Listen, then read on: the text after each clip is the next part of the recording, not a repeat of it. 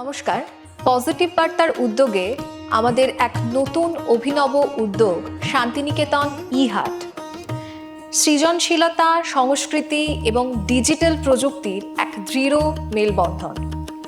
এখন থেকে লাইভ সম্প্রচার সরাসরি শুধুমাত্র আপনারা দেখতে পাবেন আমাদের পজিটিভ বার্তা প্ল্যাটফর্মে, সোম থেকে রবি বিকেল 3টে থেকে 5টা পর্যন্ত। বিশদ জানতে আজই যোগাযোগ করুন আমাদের স্ক্রিনে দেওয়া এই নাম্বারে 9732615531। নমস্কার, আমি অদিতি। আমরা চলে এসেছি আমাদের পজিটিভ বার্তার বিকাশ টকশোর অনুষ্ঠানে। আজকে আমাদের সাথে আমাদের পজিটিভ বার্তার স্টুডিওতে উপস্থিত আছেন শান্তিনিকেতন বিএড কলেজের অ্যাসিস্ট্যান্ট লাইব্রেরিয়ান জীবন কুমার ঘোষ মহাশয়। নমস্কার। নমস্কার। আমরা স্যারকে আজকে আমাদের স্টুডিওতে পেয়েছি। আমরা স্যারের থেকে আজকে জেনে নেব গ্রন্থাগার বা লাইব্রেরি এই সম্পর্কে কিছু কথা। আমার প্রথমেই যে জিনিসটা আগে জানার সেটা হচ্ছে স্যারের থেকে একটু স্যারের সম্পর্কে শুনে নেব। আপনার সম্পর্কে একটু দর্শকদের বলুন। আমি হচ্ছি জীবন কুমার ঘোষ, শান্তিনিকেতন বিএড কলেজের সহগ্রন্থাগারিক, লাইব্রেরির কার্যাবলী পরিচালনা করি। অর্থাৎ স্টুডেন্টদের সঙ্গে যে বই দেওয়া নেওয়া হয় সেগুলোকে আমি যথাস্থানে সংরক্ষিত করি এবং স্যাররাও যে বইগুলো নেন সেই বইগুলো যথাস্থানে নিয়ে সেগুলো আবার যথাস্থানে সেগুলোকে রাখি। এই লাইব্রেরি পরিচর্যা করা আমার মূল কর্তব্য। একদমই। স্যার, গ্রন্থাগার ব্যবস্থার জনক কাকে বলা হয়? গ্রন্থাগার ব্যবস্থার জনক বলতে বোঝানো হয় মাদ্রাজ প্রেসিডেন্সির যিনি বিখ্যাত এক ব্যক্তি, তিনি হলেন S.R. রঙ্গনাথন। তার পুরো নাম হচ্ছে শিয়ালি রামামৃত রঙ্গনাথন আয়ার। আচ্ছা, কেন তাকে জনক বলা হয় সেই সম্পর্কে যদি একটু বলেন। উনি হচ্ছেন এই ভারতবর্ষের যে লাইব্রেরিগুলো আছে, দীর্ঘদিন ধরে লাইব্রেরি হয়েছে, তো সেই লাইব্রেরির যে বইয়ের সম্ভার তাকে সুসজ্জিত করার জন্য যে পদ্ধতি তিনি আবিষ্কার করেন, বিভিন্ন নিয়মাবলী যে আবিষ্কার করেন, সেই জন্য তাকে জনক বলা হয়। তার বিখ্যাত একটি বই 5 Laws of Library Science, এখানে বইয়ের কথা বলেছেন। তিনি বলেছেন যে বই ব্যবহারের জন্য প্রত্যেক পাঠকের বই থাকবে, প্রত্যেক বইয়ের পাঠক থাকবে, পাঠকের সময় বাঁচান এবং লাইব্রেরি একটা গ্রোয়িং অর্গানিজম অর্থাৎ জৈবিক দেহের অনুরূপ। এই যে লাইব্রেরির মূল ব্যবস্থাপনাকে তিনি সুন্দরভাবে সজ্জিত করলেন, সেই জন্যই তাকে লাইব্রেরির জনক বলা হয়। একদমই। আচ্ছা, বইয়ের দোকানের সাথে এই লাইব্রেরির ডিফারেন্সটা কোথায়? অবশ্যই আছে। বইয়ের দোকানেও আপনার প্রচুর বই থাকে, লাইব্রেরিতেও বই থাকে, এছাড়া অন্যান্য ডকুমেন্টসও থাকে। যে ডকুমেন্টসগুলো যেমন ম্যাপ থেকে আরম্ভ করে ডিকশনারি, এসব অনেক কিছু ডকুমেন্টস থাকে লাইব্রেরিতে।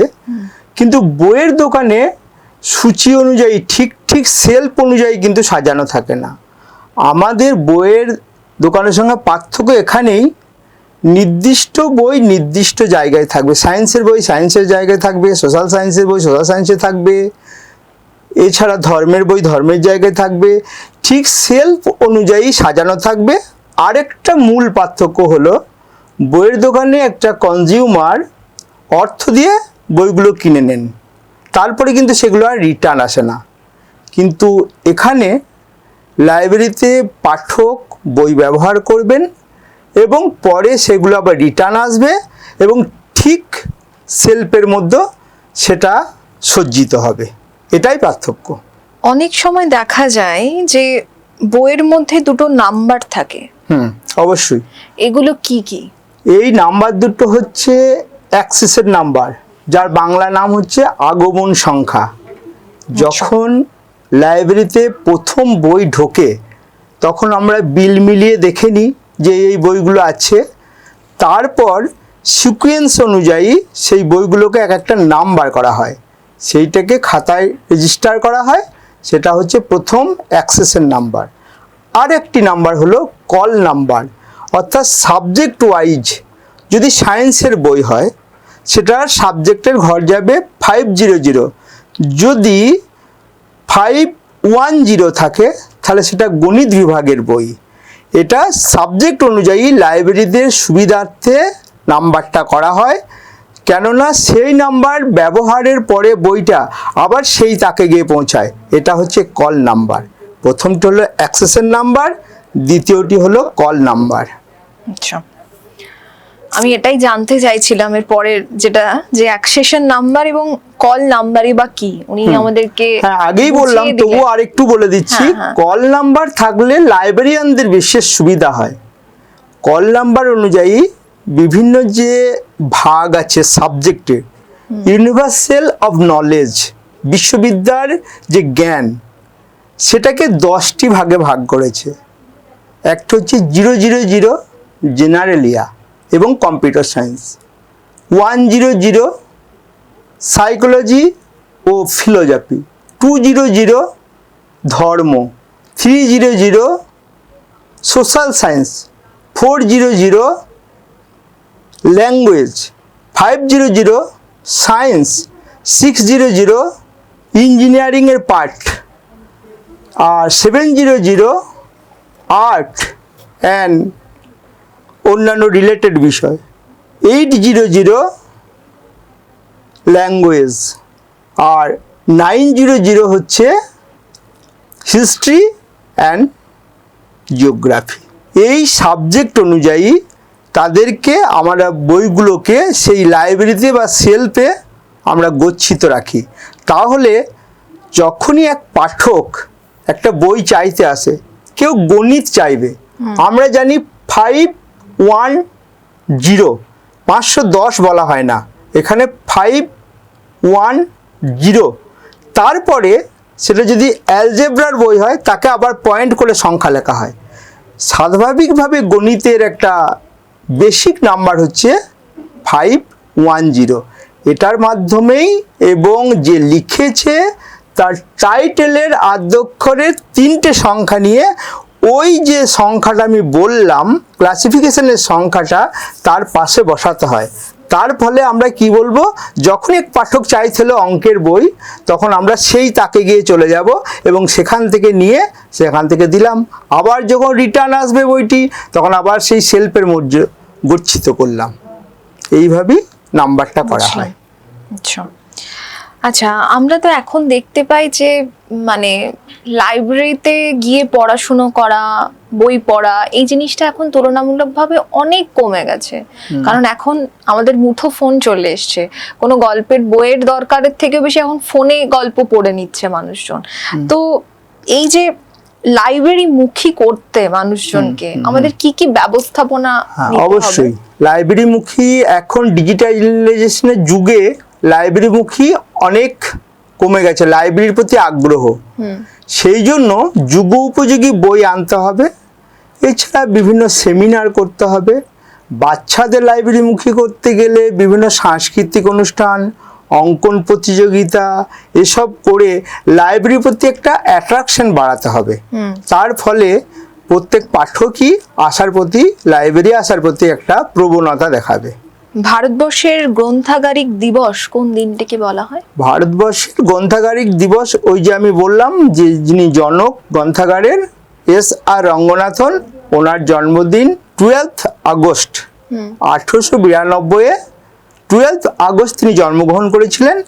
উনি যেহেতু লাইব্রেরির স্রষ্টা ভারতবর্ষের, ওই জন্য ওই দিনটিকেই গ্রন্থাগার দিবস হিসাবে পালন করা হয়। আচ্ছা, লাইব্রেরিকে প্রগতিশীল করতে কি কি ব্যবস্থা নেওয়া উচিত? লাইব্রেরিকে যুগোপযোগী বা প্রগতিশীল করতে এখনকার যে কম্পিউটারের যুগ, কম্পিউটারের মাধ্যমে বিভিন্ন তথ্য সাপ্লাই এবং কম্পিউটারে বসে লাইব্রেরিতে কি ডকুমেন্টস আছে সেগুলো যেন এক নজরে দেখতে পারে, এবং যুগোপযোগী যে বইগুলো এখন আছে সেই বইগুলো আনা দরকার। এইভাবে যে লাইব্রেরি আরো যুগ উপযোগী হয়ে যাবে। কেননা রঙ্গনাথন একটা বলেছিলেন 5 লজের লাস্টের লটাতে বলেছিলেন library is a growing organism, অর্থাৎ জৈবিক দেহের অনুরূপ। আমাদের বাল্যকাল থেকে আমরা মানুষ হিসাবে যখন বর্ধিত হই, বয়সসীমা যখন ঊর্ধ্ব দিকে যায়, তখন আস্তে আস্তে আমাদের অঙ্গ প্রত্যঙ্গের শ্রীবৃদ্ধি ঘটে এবং আমরা শৈশব থেকে বাল্যকাল থেকে শৈশবে থেকে কৈশোর জীবন, কৈশোর জীবনে যৌবন জীবন, তারপরে আরও মধ্য বয়স, এইভাবে যে আসি আমাদের দেহে যেমন বিকাশ হয়, লাইব্রেরিকেও সেরকম বিকাশ ঘটে। সেই বিকাশটা যেন যুগ উপযোগী হয়। আগে রঙ্গনাথন যখন বইগুলো লিখেছিলেন তখন কিন্তু কম্পিউটার আসেনি, পরবর্তীকালে কম্পিউটার এসছে। সেই জন্য ওই কম্পিউটারকে একটা জায়গা রেখে দিয়েছেন, এখানে নতুন কিছু আসতে পারে, সেই জায়গাতেই কিন্তু কম্পিউটার ঠিক জায়গায় গচ্ছিত হয়েছে। সেই জন্যে যুগ উপযোগীও হয়ে উঠবে এই ব্যাপারটা। আপনি কি গ্রন্থাগারিক হিসাবে মানে এই চাকরিতে সন্তুষ্টি প্রকাশ করেন? হ্যাঁ, অবশ্যই সন্তুষ্টি প্রকাশ করি।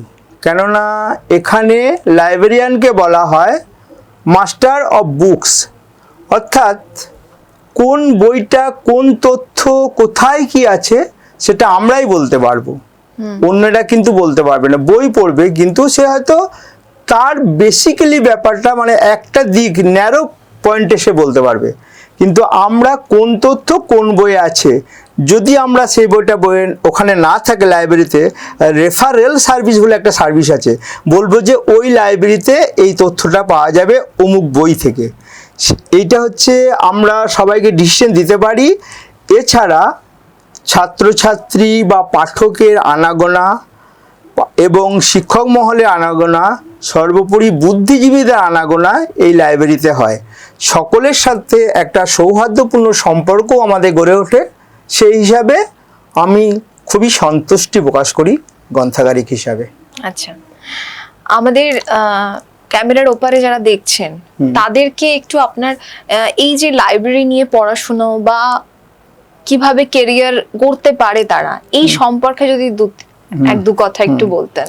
প্রথমত আগে তো লাইব্রেরির জন্য স্পেশাল কিছু ডিগ্রি থাকতো না, কিন্তু বর্তমান সমাজ ব্যবস্থায় যা শিক্ষা উপযোগী করে যাওয়ার জন্য, শিক্ষা ব্যবস্থার যুগ উপযোগী করে দেওয়ার জন্য এখন বিএ পাস বা গ্র্যাজুয়েশন করতে হবে 50% মার্কস নিয়ে।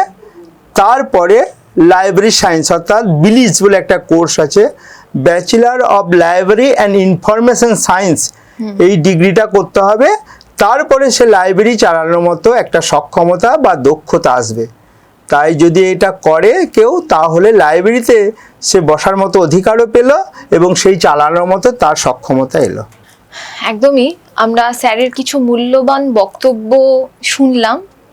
আশা করছি আপনারাও ভীষণভাবে উপকৃত হবেন। আমরা অনুষ্ঠানের একদম শেষ পর্যায়ে এসে পৌঁছেছি। ভালো থাকবেন, সুস্থ থাকবেন আর পজিটিভ বার্তার সাথে থাকবেন। নমস্কার। নমস্কার।